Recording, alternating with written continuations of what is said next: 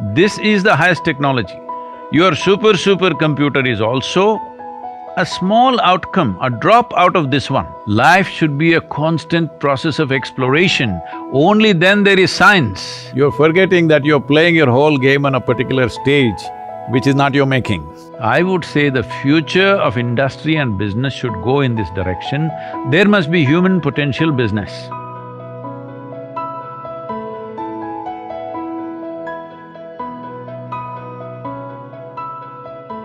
Namaskaram, Nivrutti. Namaskar, Sadhguruji. Is it okay if we start this tech summit with a 1 minute chant? Yes, I would love it. Because the greatest piece of technology that I have access to is just this one, so let me get it to your picture. I would love it. Jananam sukadham Maranam karunam Milanam maduram Smaranam karunam Kalavashyadiha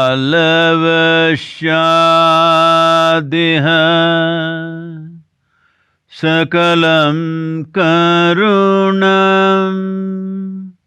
Samayadipate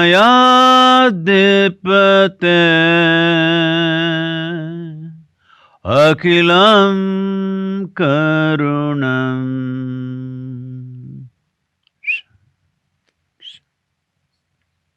Namaskar. That was beautiful, Sadhguruji. Such a beautiful start.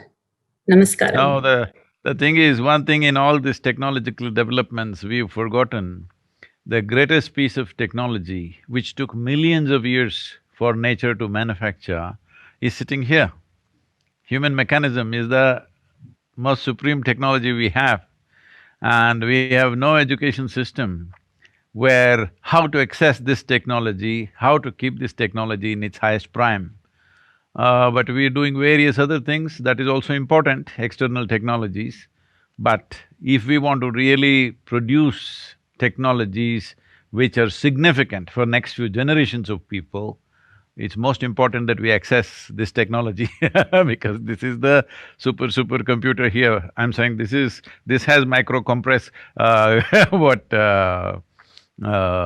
processors which nobody can match. I'm not trying to depreciate your company, but this is made by creation. Very, very true, Sadhguruji. Like you're saying, it took millions and millions of years to get the smartness into the living beings. And you very correctly say the computers today can be equated to the earthworm's mind as compared to the human mind. So the evolution, like you say, is so worthy. So namaskaram, Sadhguruji, and welcome to the Bangalore Tech Summit. I'm very honored that I got a chance to talk to you. Nimmundige matanadu tirudu nana bhagya. Kannada ಮಾಡ್ತಾ ಇದೆ ಉಪಯೋಗ ಮಾಡ್ತಾ ಇದ್ದೀರಾ, ಆದ್ರೆ ಕನ್ನಡದಾಗೆ ಕೇಳಿಲ್ಲ ಅದು ಸ್ವಲ್ಪ ಕನ್ನಡ ಕತ್ಕೋಬೇಕು. ನನಗೂ ಕನ್ನಡ ಕುಂಟುತ್ತೆ ಈಗ, ಅಭ್ಯಾಸ ಇಲ್ದೇನೆ ನನ್ನ ಕನ್ನಡ ಕೂಡ ಸ್ವಲ್ಪ ಕುಂಟುತ್ತೆ. ಸ್ವಲ್ಪ Kannada. That's wonderful, you're making the attempt. Sadhguruji, the one question that I wanted to start with, it is a beautiful confluence of technology and spirituality. You're called the mystic, but let me start with a more basic question. No, let me correct the question. From a very high-level technology, which is the human being, to, you said earthworm-like microprocessor you're doing. Yes. So two technologies. Very, very true. So that's how evolved you are in terms of, your inner technology. But Sadhguruji, the first question is a more basic question. Today, the world is facing the pandemic, and a lot of us are living in fear, living in anxiety, living in pain. What are some of the things that you could suggest, very simple things that people could do every day to basically get the balance of mind and peace of mind.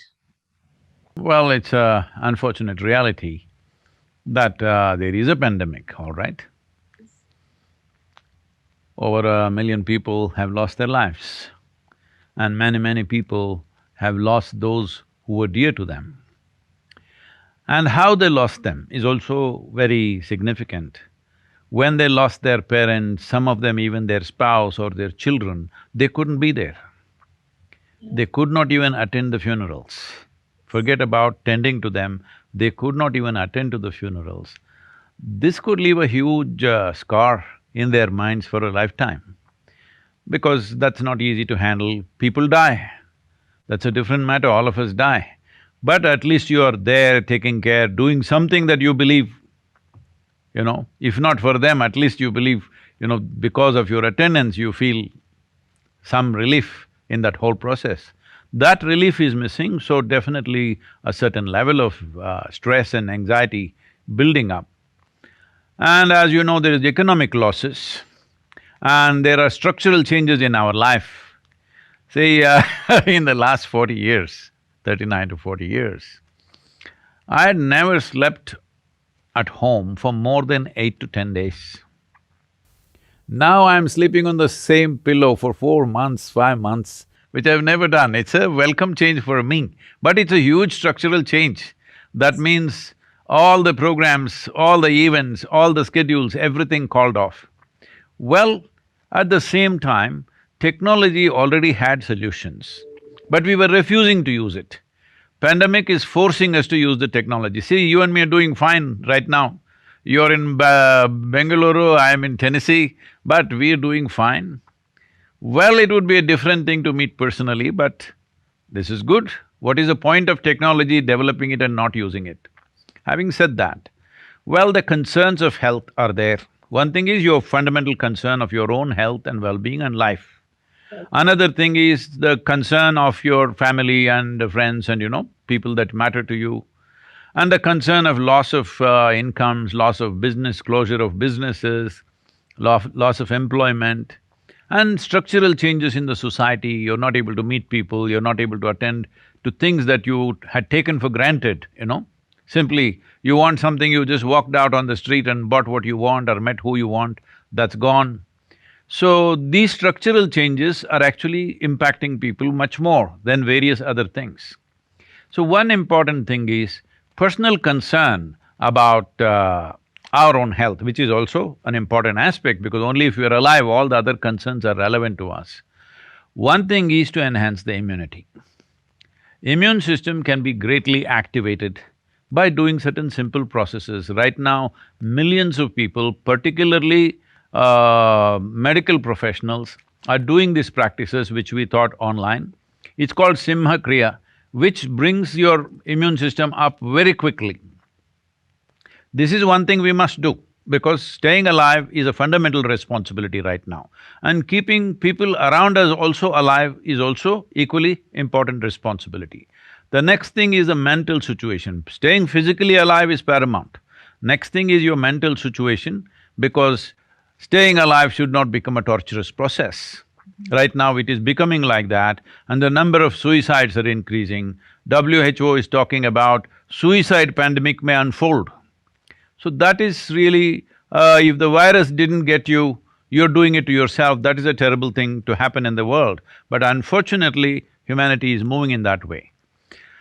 What is it that human beings suffer if you look at this? One thing is, if physically we get sick, physical suffering will happen. But that is a small percentage. The real suffering is mental suffering. Mental suffering essentially means you suffer your own intelligence. If you had the brain of an earthworm, because you brought the earthworm in, if you had the brain of an earthworm, you would be quite peaceful. Now there is a cerebral possibility in you which is not comparable to any other creature on this planet, another level of cerebral activity. This is the greatest boon we have, this is what sets us up as human beings, but this is what most human beings suffer, because they are not able to handle their own cerebral capabilities. If they had half the brain that they have, they would be quite peaceful. With a full brain, they're struggling. But you tell me, because you are in the processor, which is in a way trying to manufacture intelligence, all right, in some way. Intelligence essentially means right now for people, this is not my definition, but in people's experience, a certain amount of memory and an imaginative way of using that memory is considered intelligence by most people, which is what the artificial intelligence is also going in that direction. Your entire computing system is going in that direction. There is a data, imaginative use of that data is intelligence. That's what people understand as intelligence. No, that is just intellectual process.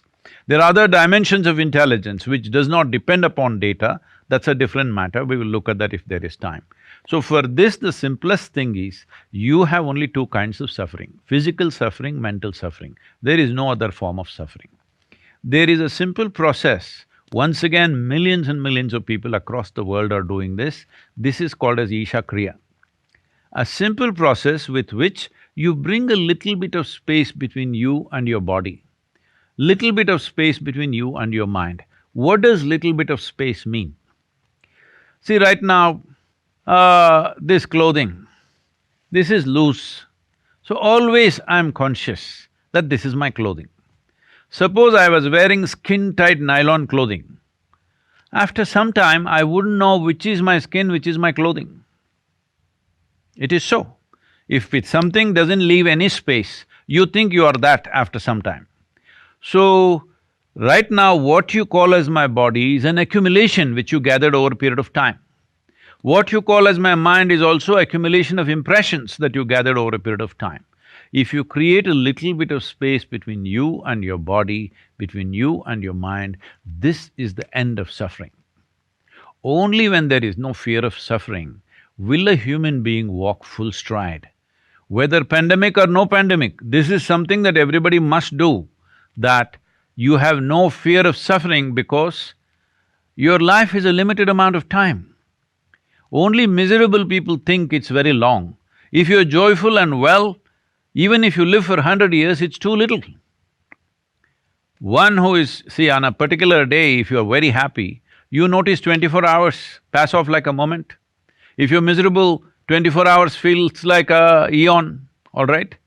So, time is a very relative experience. If you keep yourself well, 100 years is just nothing, it'll just get over like a few days in your life. So, this is very important that one is free from the fear of suffering, because only then you can walk full stride, otherwise entire life will be half steps. Human genius, human competence, human capability has been severely crippled because the fear of suffering. And unfortunately, the religious forces, moralistic forces, ethical forces have always been trying to manage humanity with fear. You don't do this, you will go to hell. You don't do this, we will punish you. You don't do this, we will beat you. This has caused fear. Right from childhood, even a kindergarten child, people are managing, even an infant, they're showing stick and saying, if you don't do this, you will get this, all right? So, when fear has been the basic way of managing humanity, you have crippled the humanity. Human genius will not flow. Only now I would say, not even 1% of human beings get to unfold their capabilities and genius to some extent. 99% is fear-based. Very true, very beautifully said, Sadhguruji. I will go to my next question. Since this summit is based on technology, so we have seen over the last so many centuries a lot of life-changing, world-changing technology developments. So I'll just name a few. Automotive industry started in 1900s. In 10 years, 80% of New York City had cars. If you look at, internet is supposed to be a curse and a boon, but in 1983 is when internet really started, and now we seem to not be able to live without internet. Now, as we speak, artificial intelligence is being looked at a technology for population scale, looked at for various solutions that human beings can imagine at very large scale.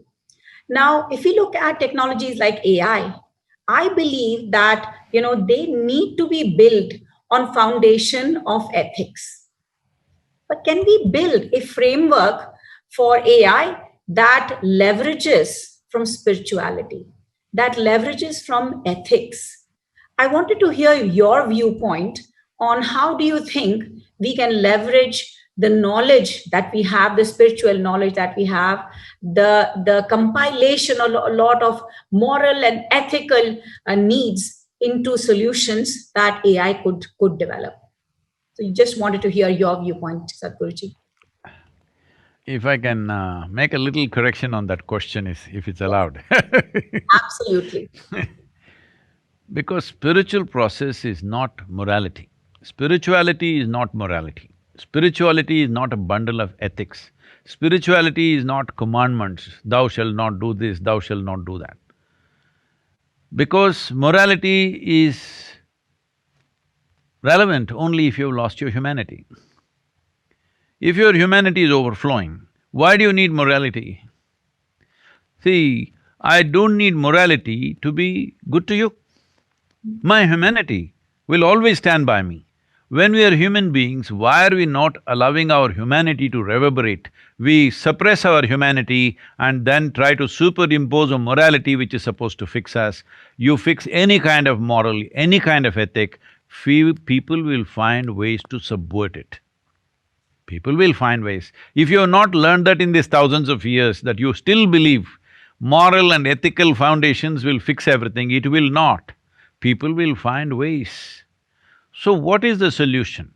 Definitely technologies are advancing like we had not seen in the past, but at the same time, as I already mentioned to you in a conversation, the highest technology on the planet is this one, human mechanism. What evolution means is, from an amoeba, from a single-celled creature, which itself was a great happening, from elements that were there, single-celled creature, from there it has come to this place of this level of complexity, sophistication and competence. This is the highest technology. Every other technology that you are doing, your supercomputer is also a small outcome, a drop out of this one, isn't it? Very true. So when you have this technology, why is it we have not even given users' manuals to our children and to ourselves? We still don't know how to use this. This has become a big mess. Right now, human beings are only suffering their own intelligence, their own competence. If they were an amoeba, did you have to teach them how to meditate? I'm asking. They would be just fine, isn't it? So unfortunately, human intelligence has been left unused, mishandled and turned against ourselves in so many different ways. Now we are going for technologies. Whatever the technology, the important thing is who handles it, right? The impact of the technology upon the world is not determined by technology alone, who handles it. Just something as wonderful as a phone, cell phone, okay? We are a classic example as a generation of people because half our lives or more than half our lives, we did not have such an instrument. Suddenly this thing came, initially we didn't figure what it is. Once we realized what it is, we grabbed it, all right? There's another generation which has been born into a cell phone, or maybe they came out of a cell phone, I don't know, because it looks like that, because they keep looking right there all the time. But we know how significant a difference it's made in our lives, this simple instrument. Otherwise, I used to make these calls. There was a time I'm driving across India when I'm building Isha Foundation, I'm talking about 35, 40 years ago. Now I have a call day. When I'm driving on the highway, I'll always be looking for one of those blue-colored half grill and half metal thing, which would be hot as hell. To make a call, I will look for something where there are not people and other things, then I stop. Once in 15 days, 20 days is my call day. Those days I don't have a telephone book or anything. 700, 800 numbers and names, I remember the PIN codes and the works, international, national, everything. So I go there. First thing is I'll give 5,000 rupees to that guy. He's surprised because normally calls are 20, 30 rupees. Here I give him 5,000, I say, just keep it. Then I go into call, my calls go on 4 to 6 hours. Then other people come, they want to make their short calls. They're all screaming from outside, but that guy manages them because I've already paid advance to him. He's a big customer I am suddenly. So once in 15, 20 days, I make all these calls. By the time I'm finished, my forefinger is almost falling off. Tar, dialing that. Today, if I'm driving or even on a motorcycle, if I just say the name, my phone calls. Yeah. And I'm just talking inside my helmet, I'm talking and riding all over the place. Oh, I know what the benefit is, but people are dying out of cell phones. Taking selfies, they're dying. Talking on the phone, they're walking under the bus. All kinds of things they're doing. So I'm saying technology by itself is agnostic. It has no quality of its own. Who uses it, for what purposes we use it. But till now, the history of technology has been such, always the cutting edge technology always went into the military hands first. Military usage is first. After we have figured out how we can kill people with this technology, then we will figure out how to save lives, how to do good to the world. This has been our history till now. Last 100 years, if you look back and see, all this happened this way. This we must change. If this we have to change, this is not going to happen with morality, because morality is very identity-based.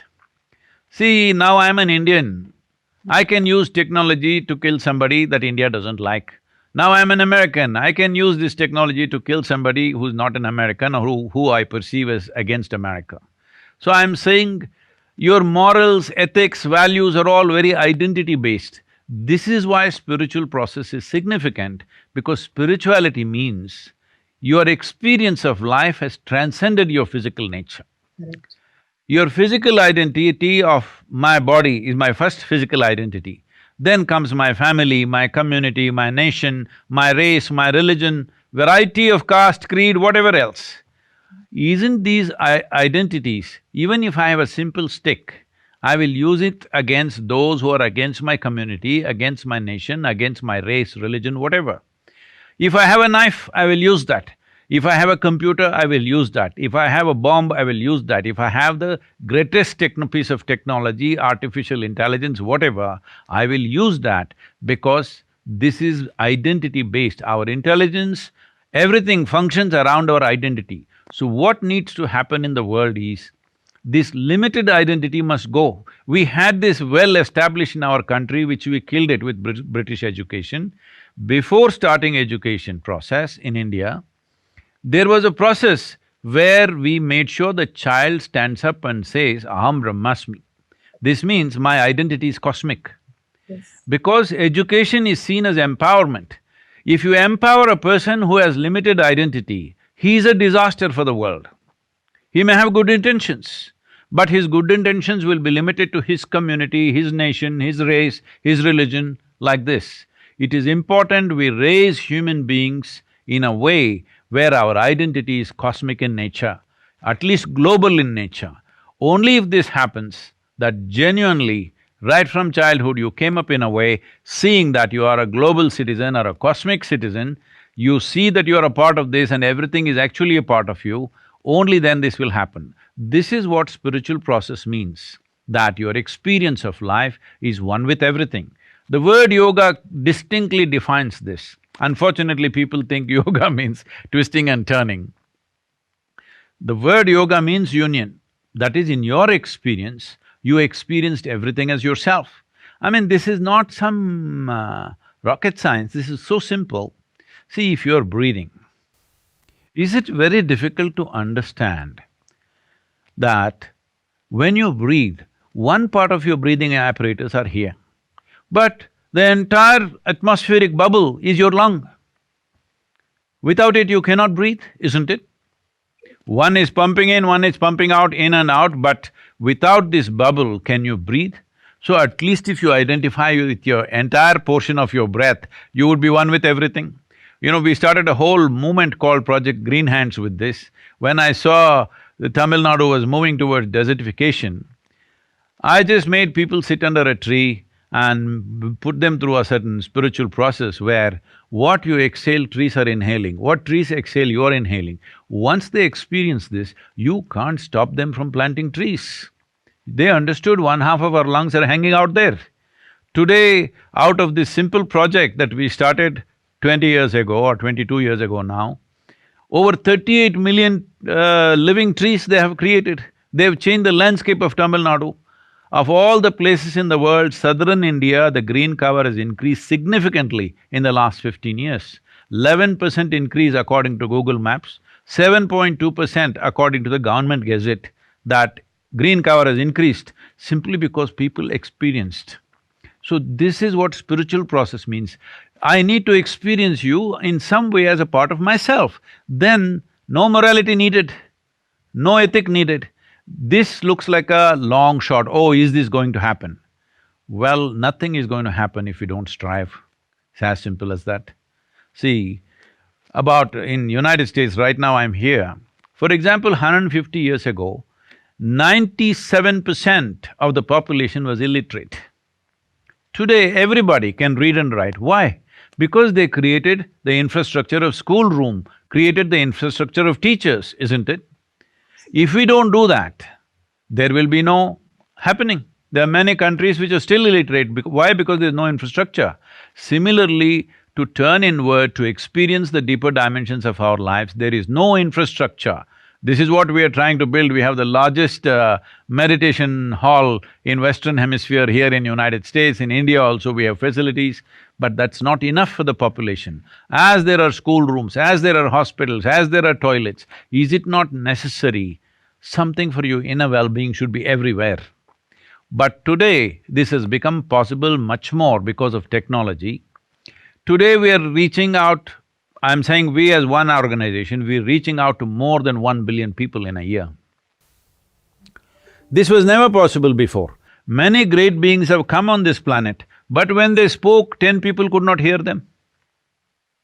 When they spoke, hardly 10, 25 people will listen to them, and we do not know in how many ways they'll misinterpret them. Today, because of technology, see, I am sitting on this part of the world, you are sitting there, we are talking, we can address every human being on the planet.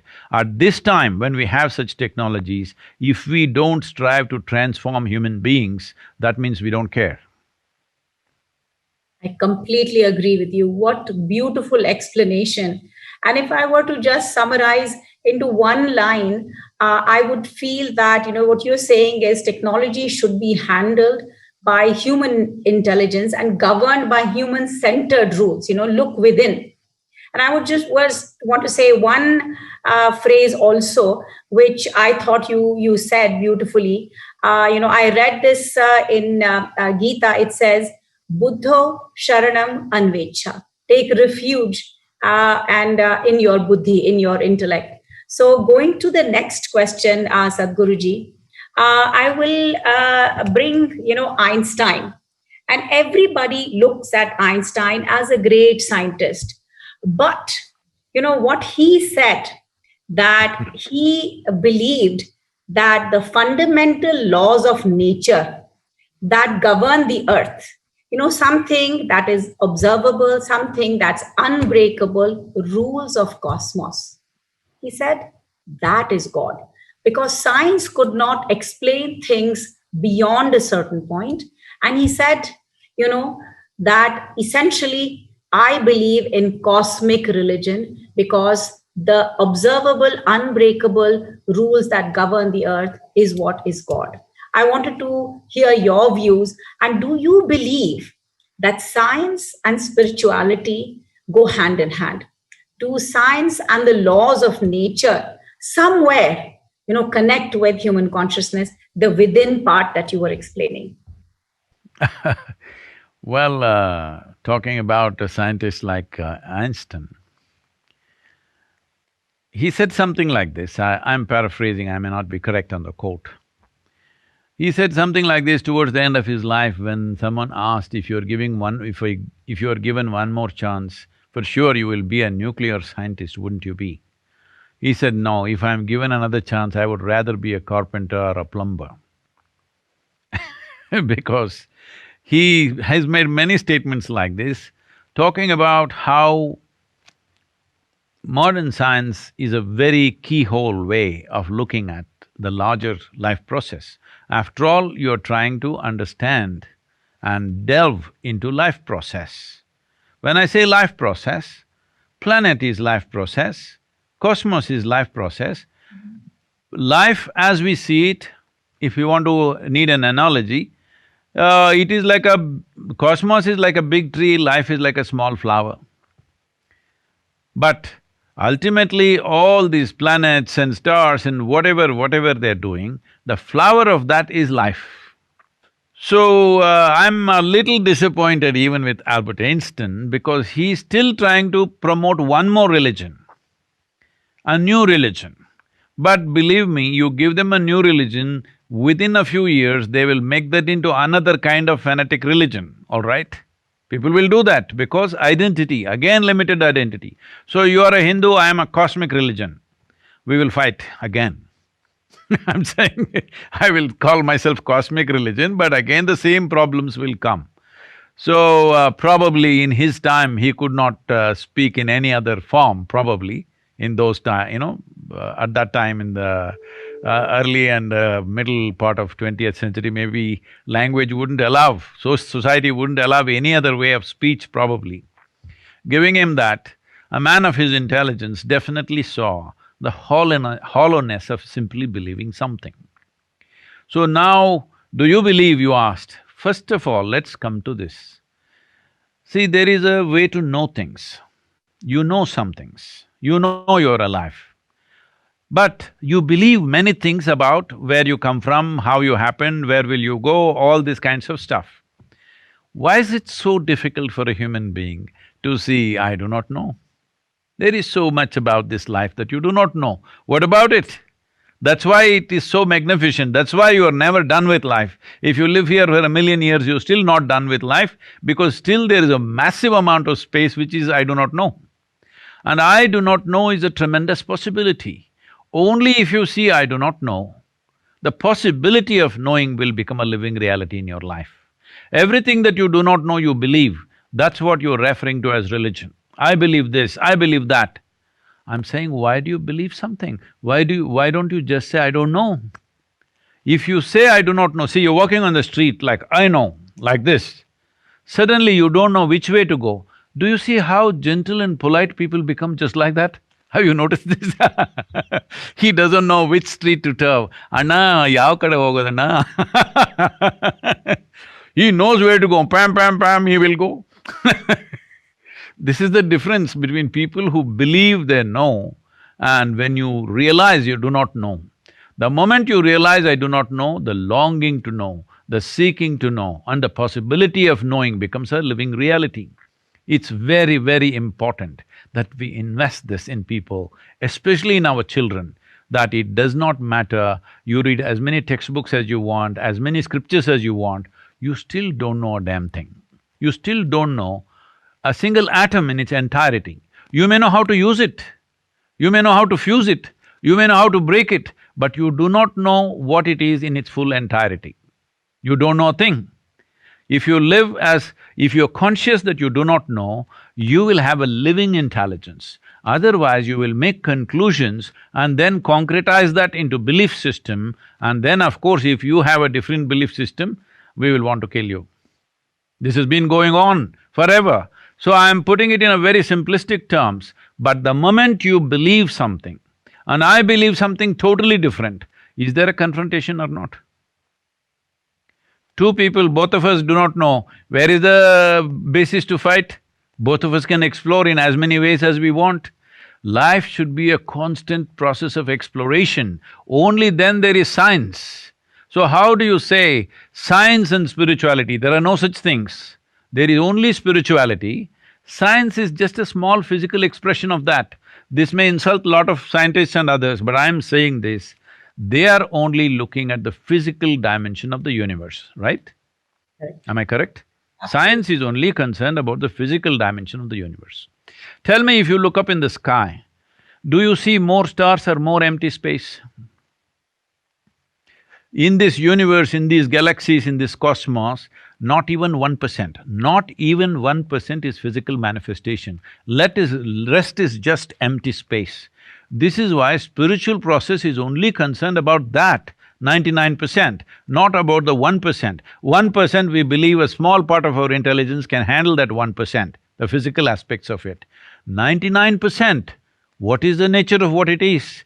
And how come where there seems to be nothing makes everything happen? So this is what the word Shiva means in India. People think he's one man who sits on the mountain.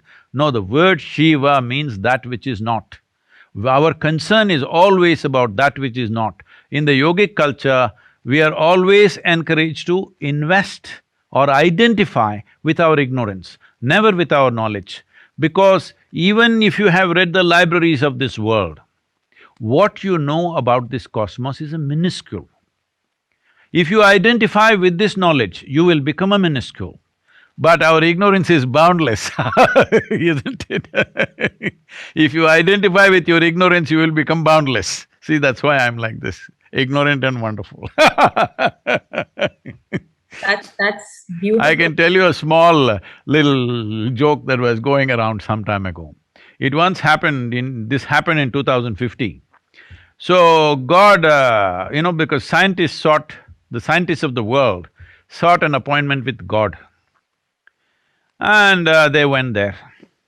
They told him, "Hey, old man, you've done pretty well, but it's time you retire because everything that you can do, we can also do."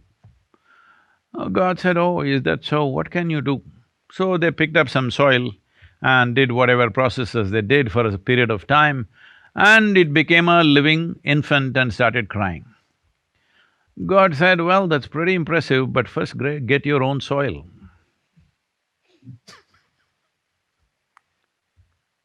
Beautiful.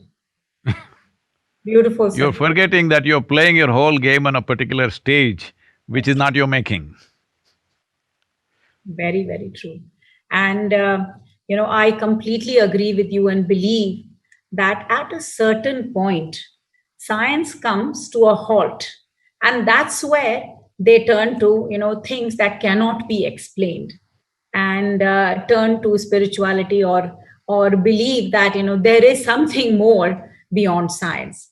One of your talks that I was listening to, Sadhguruji, one girl asked you about happiness and joy, and complication of happiness comes from within and joy is coming from outside. And you explained very beautifully that expand the happiness that's in within you. Search within you that the complex, processor that we are. And immediately I got reminded of, every time when we are trying to explain a variable, we try to say, okay, what are the variations that explain this variable? But we also have some random explanation that, we don't know where it comes from. And reality is science tries to maximize the explained variation and leaves very little to chance. And that's exactly what you said. You said, look for joys from within. Try to find and understand yourself. And that's when, it was an aha moment for me that science is actually derived from human consciousness. And, things that you were explaining, I could immediately connect to a lot of science. So I fully agree with you that there is so many things unexplained. And the minute we say, I do not know, it just opens up so many doors of research and experimentation and learning, which we all must be, doing every single day. No, it's not that we say we do not know, we do not know, that's a fact. Yes, absolutely. And Absolutely. above all, today modern science is talking about how human experience has a chemical basis. Suppose you lose your peace, you go to the doctor, he gives you a pill and it makes you peaceful for a period of time, something like this. Yes. Well, today people have gotten to this, if they want to be peaceful, they should have a glass of wine. If they have to be happy, they must have something more. If they want to be really ecstatic, there are other things which are all becoming legal now. You saw the Oregon state, everything is legal. So I'm saying for everything, to be healthful, to be peaceful, to be joyful, to be blissful, you need chemicals from outside. But The greatest chemical factory is right here. The most sophisticated chemical factory is right here. There is no chemical process happening in the world which is not happening here. Everything that happens on this planet in some way is happening in this. When you have such a complex chemical factory, the question is only whether you are a wonderful or efficient CEO or you are a lousy CEO. If you were a good CEO, you would produce blissfulness out of your chemistry. If you're a lousy CEO, you make misery out of that. You think stress, anxiety, nonsense is because of the work that you're doing. Okay, get fired and be happy, let me see. I'm saying it's not because of the work. Right now, people were saying it was the office and the boss. I'm sure you were the point of stress for a whole lot of people who work for you. Now they're all at home and being more stressful. Isn't it? So Very stress is not because of what we do. Stress is simply because you do not know how to manage your own body, your own mind, your own thought, emotion, energies, chemistry. You don't know how to manage yourself. That's why you're stressful, not because of the work that you're doing.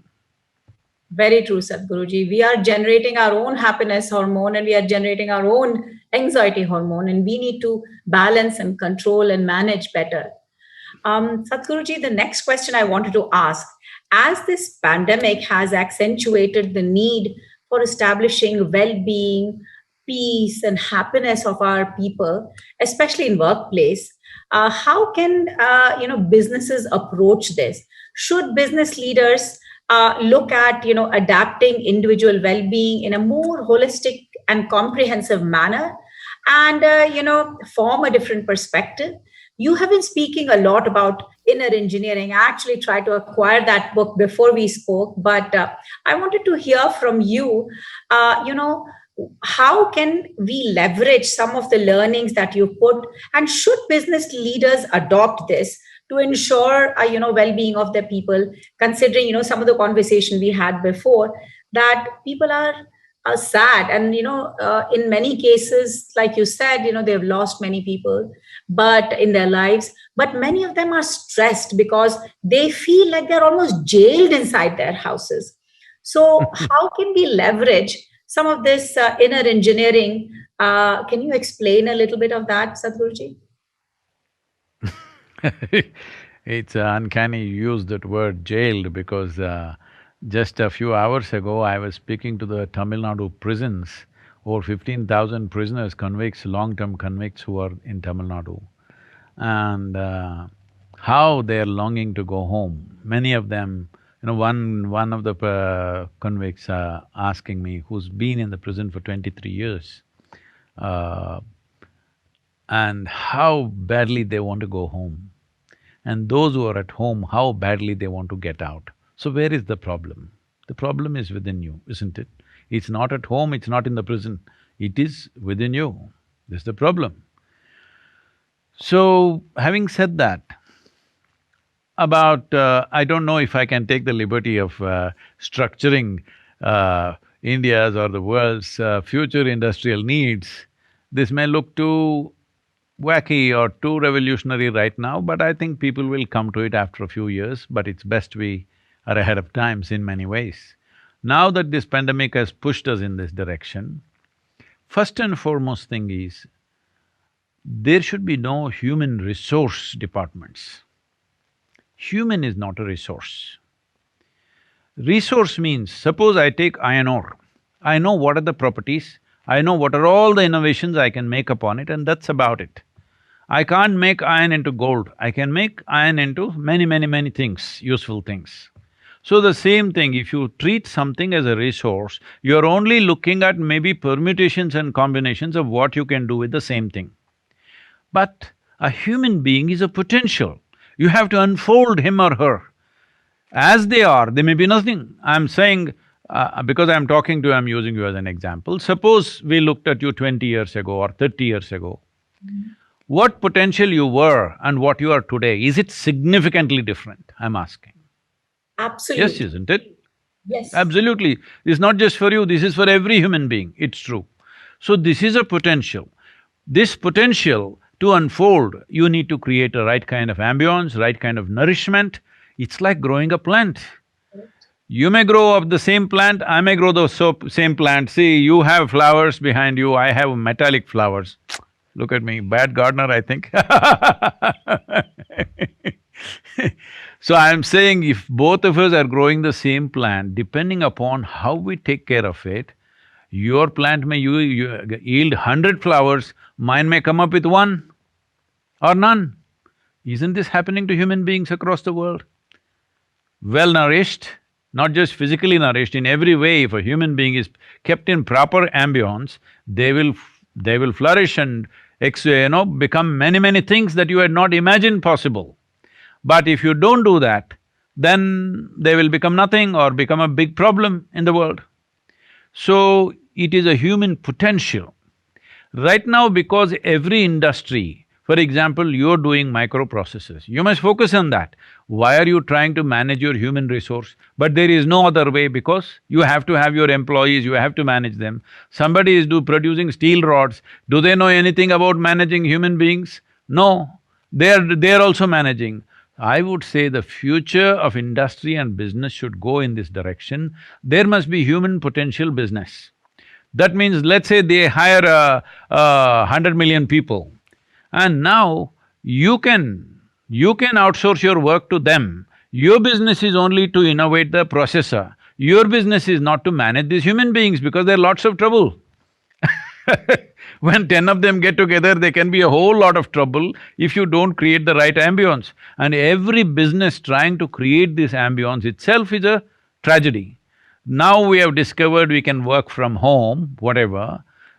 Human resource can just look at how to galvanize human beings to be at the highest level of potential. Other industry and business should focus on whatever is their individual subject of focus. This is a very faraway thing right now, but it can happen. It is time. I know already little bit of outsourcing is happening, but that is for specific areas of activity.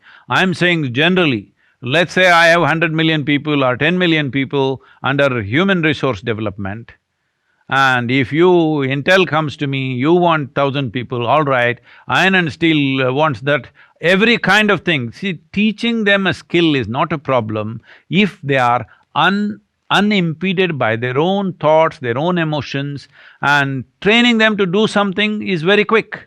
It can be done. Anyway, they would have gone through an education process which already puts them into your slot.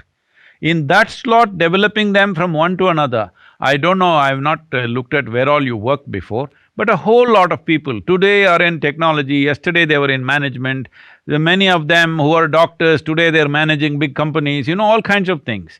Because human potential can develop whichever way, your education or initial training need not fix it. This is what corporate world or corporate structures are looking at, but that is not happen in a seamless way.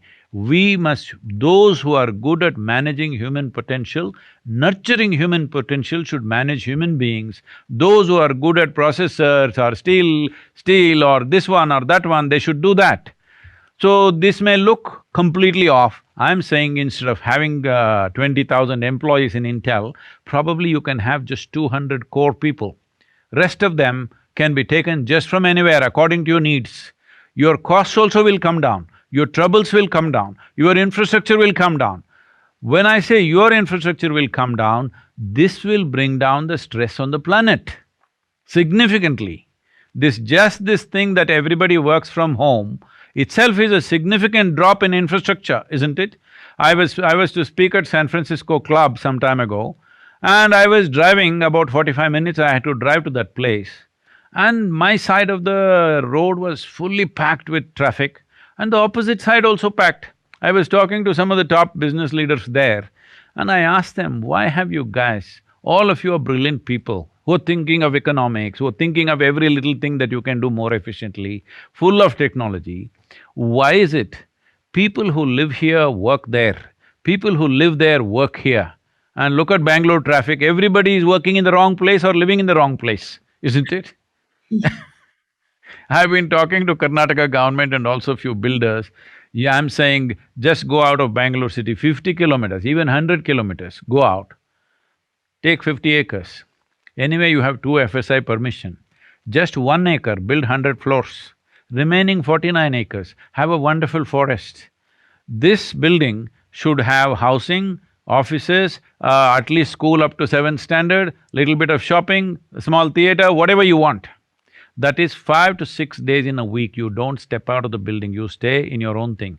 Completely, no power lines, no sewer lines, nothing. It can be completely self-sustained. Above all, children will get to grow up in good atmospheres. Right now in Bangalore city, if they step out of their home, they are into the traffic.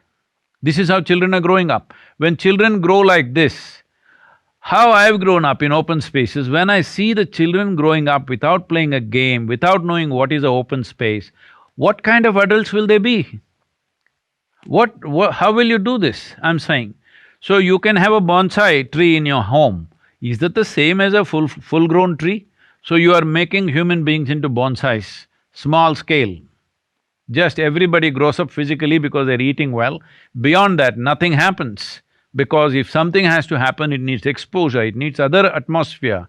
You need many things to happen. I must tell you this, right now pandemic everywhere raging. We are over 4,000 people in the yoga center in India, not a single infection. 47 villages that in which we are managing, there have been barely any infections, a few people only who came from outside. Chief Minister mentioned in one of his reports, how come in this area there are no infections? Now here also there are enough people in this ashram, we are doing our programs, everything is going on, but not a single infection. This is just a little bit of conscious, responsible behavior, strong immune systems, that's all it takes. So this pandemic especially, it is not being carried by mosquitoes or rats or some other creatures, all right? It is carried by us. When we are the carriers, I'm saying the simplest thing would be, if all of us were conscious human beings, if one instruction we would follow, if all of us simply sit in our own homes, maybe meditate or maybe watch the television, do whatever the hell you want. Don't come near any other human being for 14 days. Pandemic is over in the world. Now in countries like in European countries, France, Germany, Belgium, even UK, soldiers are on the street quietly. Armed soldiers are on the street to manage the population because they want to party, somebody wants a haircut, all right? Their mothers and grandfathers and grandmothers have died recently, but they want a haircut. That is the level of compulsiveness that we have. If we do not build a conscious population, more and more technology means more and more trouble, that's what we will create for ourselves. As we become more empowered, there is a fundamental need that we become more conscious and responsible, not a reactive, compulsive society. Absolutely. With a lot of power, with a lot of technology, a lot of responsibility should come. And based on what you said, Sadhguruji, how important it is to give an environment for our children, for our people to thrive. And it is so important to have nature near them. It is so important to have the normal playing style. So they don't just live with technology. And it's very true, because recently, Sadhguruji, I read an article. It's about biology, about how memories can be encoded in somebody's DNA and can manifest 4 or 5 generations later. So, for example, if my great grandmother was really scared of lizards, and that gets imprinted into her DNA, without even having seen a lizard, I will get scared. So I'm saying good actions, good deeds, and nice things that we do, being aware of us. And like you beautifully say that you see yourself in me, I see myself in you, because that's how we experience everything within. I think we have to do a lot of good deeds, like you say, to create a generation that is happier. So I want to ask you one more question, Sadhguruji, and if there is time, we'll perhaps do one more. If you look at Hindu philosophy, we talk about what is called Darshan Shastra, and I'm very new to it. I have a lot to learn, so I'm going to seek your input. And Darshan Shastra, for people who don't understand Hindi, Sanskrit means guiding philosophies. And there are, 6 guiding philosophies, but classified into 3 major categories. One is Tark. Tark means logic. The second is Sankhya. Sankhya means enumeration of information, and then there is Mimamsa, which is also logic and experience kind of logic. And when you look at similar kind of philosophy coming from Aristotle, he used logos, pathos, ethos for basically convincing kind of arguments. And similarly, we have Maslow's pyramid, which talks about evolution of human beings into ultimately getting into a state where he's totally learned. And when we look at our philosophy, there is Sankhya Yoga, there is Karma Yoga, and then there is Buddhi Yoga, which is it leads to the evolution. Do you think these were like parallel thought processes happening? How come they are like so similar? Well, today, unfortunately, most of us grew up in schools reading Indian history written by English people. Now in the world, the French historians have been writing India's history to some extent, world history, but they're touching on India also, which is very different from the way the British did it, because British did it with an intent of control. So in this, there are a lot of things of how the transaction between ancient Greece and India was very, very on. So Apollonius is one who came to India, and when he went to Egypt, he was actually persecuted for this because he said, if you have not visited India like the ancient Greeks have, you know nothing. You know nothing worthwhile if you have not visited India. So this is not my nationalistic sense saying India is everything, but India is one nation, or Bharat as we know it is one culture. Let's call it a culture because today we understand nationality or nation as a political entity. Not as a political entity, but as a geographical entity, we were one nation. This is why we called ourselves Hindustan, which means the land that lies between Himalayas and the Indus-Sagara, which is today known as Indian Ocean. The land that lies between these two geographical features was Hindustan. Why this became a very unique culture is, it had an uninterrupted development of culture and human development happening for about 6 to 7,000 years. Because the Himalayas protected us from warlords coming from elsewhere, and the Indian Ocean always was a protection for us till the ships became, the way to come. That was only in the last few hundred years, till then it was all blocked. So because of this uninterrupted thing, our focus was not on our survival process. Land was rich, full of rivers, wildlife, and vegetation was richest in this country. Even today, if you take a handful of soil, there are over 50,000 species of microbes in the Indian soil, in the southern Indian soil especially, which is not comparable to anything in the world. 50,000 species exist in one handful of soil. So that gave us a very rich fauna and flora, which made our lives easy in terms of survival. And there were no invasions happening, no battles and wars of a great proportion. This also became our problem because we did not develop such armies, we did not develop fighting men. Men and women involved in spirituality, in mathematics, in astronomy and various other arts, but not fighting men. They were very small segment of fighting men. This is why the nation or this culture was conquered so easily. A few hundred people who came from elsewhere, actually they came as bandits. But when they saw the culture was so soft, they became emperors over a period of time, because they were fighting men, and here men were interested in higher things. So we did not find that balance of external and internal, became too much internal and intellectual. Because of that, we paid a price. Having said that, now the important thing about these three dimensions that you mentioned is, well, how yoga looks at it is, there are four dimensions of intelligence within you. One is the buddhi, which is the intellect. Intellect is wonderful as an instrument of survival. You can survive in this world only if your intellect is reasonably sharp. and you want it sharp. Everybody, if you ask any human being, you want it, your buddhi sharp or blunt, you would say, I want it sharp. So it is like a knife, it's a cutting instrument. If I give you a cutting instrument, first thing is you must know where to hold it. If you hold the blade side of it, the harder you hold it, the more it'll hurt you. This is what you are seeing across the world. People are hurt by their own intellect. They don't need any external help. They are poking themselves all the time. Another aspect of the intellect is, as it is a cutting instrument, as it's a knife, you can use it only for cutting purposes. You want to stitch your clothes, you used your knife to stitch them, you will be in tatters.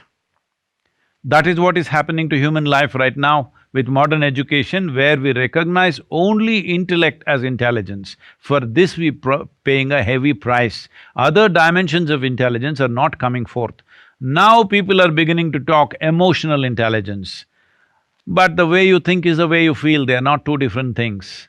Because how you think is how you feel, they're not separate. It is just that one is a more sappier part of the intellect, which is emotion. But there are other dimensions of intelligence within you. The next one is called as ahankara. This is the identity. Ahankara does not mean ego, it means your identity. As we already went through this, I'll skip this because your identity determines how your knife functions. If my identity is such that I feel you are a threat to my identity, my knife will poke you. This is how human intellect works. I think I am this country, I belong to this nation. Now my intellect constantly works how to protect this identity. I see things like that, I feel things like that. If I just see my flag, tears will come to me, you know. Just see how it works, the identity. It is your identity which makes you feel tomorrow is your son's birthday. It's your identity as a mother, happy birthday to him anyway. It's your identity as mother which makes you with all these emotions. How come? Another child does not invoke the same emotion. Even though you may be kind and nice to the other child, he does not invoke the same emotion simply because of identity. Don't think it's because of genetics, don't think it's because of blood. Because at the time of birth in a hospital, if a child gets exchanged, still you will love the child just as yours, not knowing what it is, because it is the identity which makes all this happen. So human intellect is always trying to do things according to its identity. This is why I said you must have a cosmic identity. That is when your intellect will function for everybody's well-being. That is when human intelligence can be harnessed for larger things, that you will not be a consequence of your individual ambition, but of a larger vision for everything. The third dimension is called as manas. The question that you asked, how if your grandmother had a problem with the lizard, that problem comes to you though you have not seen a lizard. Yes, today science is accepting this, but forever we've been talking about samskara. What is your samskara? Because of your samskara, you're experiencing things in a certain way. What we call as manas is a silo of memory. Silo of memory means here there is elemental memory, there is evolutionary memory, there is genetic memory, there is karmic memory, there is articulate and inarticulate forms of memory, there is subconscious and conscious forms of memory. Right now, most of the memory that you use in your daily life, in your work, in your family, all this is just conscious memory, which is a thin veneer. It is not really much, it's just a thin sheet, that's all it is. Rest is all unconscious. When I say unconscious, see right now, see whatever you eat, let us say, let me not use you as an example, you're a big CEO, I can use myself. Suppose me and a dog eat the same food for next 1 year. There is no risk of me becoming a dog or the dog becoming me, because there is properly encrusted memory, evolutionary memory in this, that this is a human being. Whatever you put, it only becomes a human being, because every cell in this body has a microprocessor which clearly remembers this is a human being. It will never confuse itself. Next thing is, it doesn't matter, you come to another country and eat their food, you will not become like them. Your genetic memory decides that you are like this only no matter what.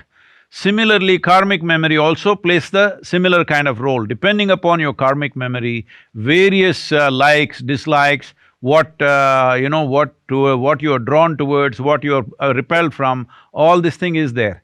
But the entire spiritual process is about distancing yourself from this. Because if your memory should be a platform upon which you stand and able to reach out for something higher. But if you sink into your memory will become a trap, because memory means it's a boundary. See, for example, let's say now I have seen you on the video. If I see you on the street, oh, it's Nivruti, I know her, this. Suppose I have not seen you, I've just been talking to you on the phone, and you come on the street, you're a stranger, you're out of my memory board. That's all it is. My memory is my region of operation, my memory is my boundary for my existence. What is beyond my memory, in India we'll say it's stranger, in America we say they're weird. Somebody who doesn't look like me, doesn't feel like me is a weird creature, all right? So, essentially memory is a limitation, but it is only with memory you are who you are. It is a tremendous possibility, but it's a limited possibility. So there is a fourth dimension of intelligence called chitta. Chitta means it is an intelligence, it's pure intelligence without an iota of memory in it. That means if you touch your chitta, you become boundless in your perception. So in the yogic parlance, there is a mischievous way of saying this. The yogis say, if you touch your chitta, God will become your slave. For this you may get killed in many cultures, but in yoga we say if you touch your chitta, God will be your slave, because you don't even have to ask what you want.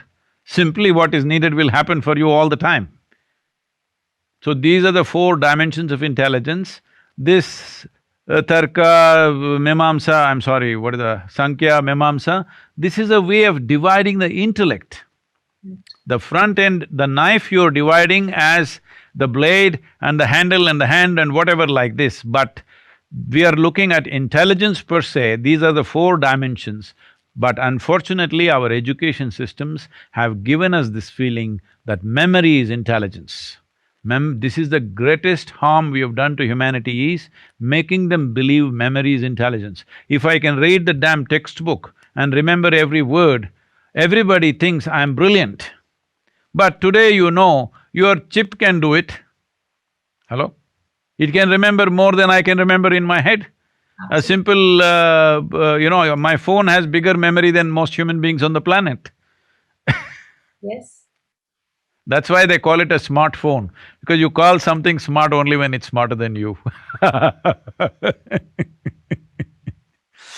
true. I think smartness of gadgets and technologies are only augmentation. The intelligence, like you said, is within. So Sadhguruji, the last question I'm asking, I know we are running a little bit, beyond time, but it is important because in Karnataka, we will be now looking at process of disseminating vaccines.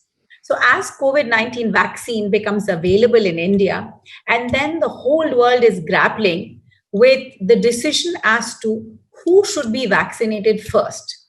The question of prioritizing people's access to the vaccine, has practical as well as moral implications. What are your thoughts on those? Because very soon, I will be part of a team which in Karnataka will be looking at disseminating vaccine, and hopefully the vaccine is coming in December.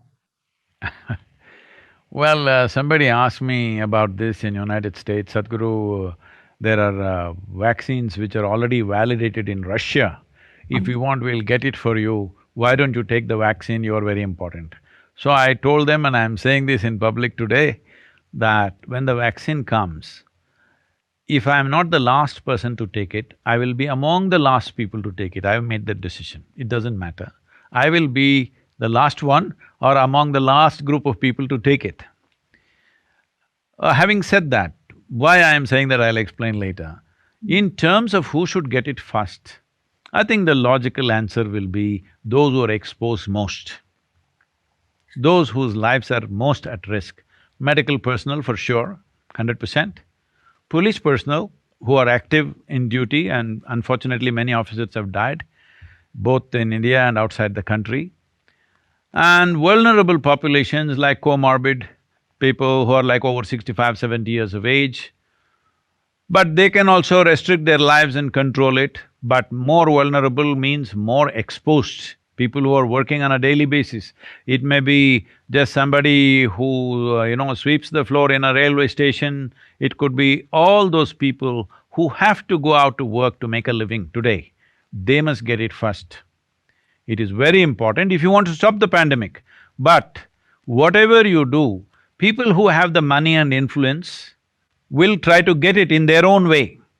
So I feel this will be very controversial what I say just now, what I will say just now, but I would want people to think about it without reacting. I would say you must also make it available to rich and powerful and charge them big time. Let's say it's 1 lakh rupees for the vaccine. What we should do is, if somebody pays 1 lakh rupees for the vaccine, I don't know what's the cost, I'm just assuming, if it's 100 rupees cost for the vaccine, then this 1 lakh should be given. If one rich person or one, economically capable person gets it out of turn, that many vaccines must be given to people who cannot afford it. Some kind of adjustment, because ultimately you will need money to distribute. Yes. You will need economic prowess to distribute. So those who think they can pay for it, they must pay heavily so that others can get it, but that must be made mandatory, that underhand people will start getting anyway. Please understand this. I am saying this just to prevent the corruption. This is not my priority, but to prevent the corruption, that people who can pay whatever, and black marketing of vaccines will happen, then fake vaccines will come.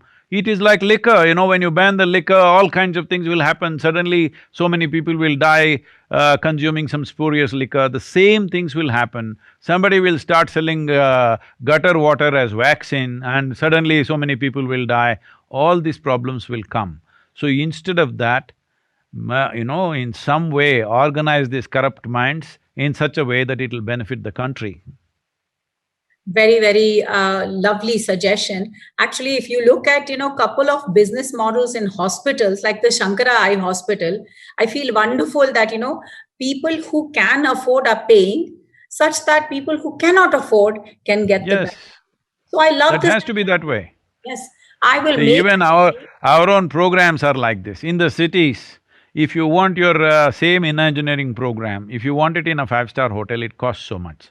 You want it in one chowdhury, it costs so much. You want it in somebody's house hall, costs so much. In the villages, it's absolutely free. 70% of our programs are free in the villages. But if somebody doesn't pay, how to keep the service going? Yeah. So corporations, who sign up for bulk, need to pay a little bit more such… and, this could be Yes. a process that we could build. So thank you, Sadhguruji, for your time. I will again say that, it was my honor to be able to talk to you. Despite the fact that I'm sitting thousands of miles away from you, I felt your energy, the positivity, and I hope everybody listening to you feels the same way, and, goes back home with, more enlightenment, and looks at ways to become happier through these times. They're already home, they don't have to go back home, they're just home. See, you're also doing all your work from your bedroom. But tell you, Sadhguruji, I tell my office, I'm not working from home. I'm actually sleeping at office because I'm working… seems like I'm working all the time. That's true. Thank you very, very much, Sadhguruji. Namaskar. My heartiest… My congratulations and best wishes for the Bangalore Tech Summit. Hope this will bring in a lot of technology and investments to this city, and also hope it brings infrastructure, and all of you working from home will reduce the traffic on the road and make Bangalore once again a beautiful garden city that it was 40–50 years ago when I used to come there often. Thank you, Sadhguruji, and Namaskar. namaskara.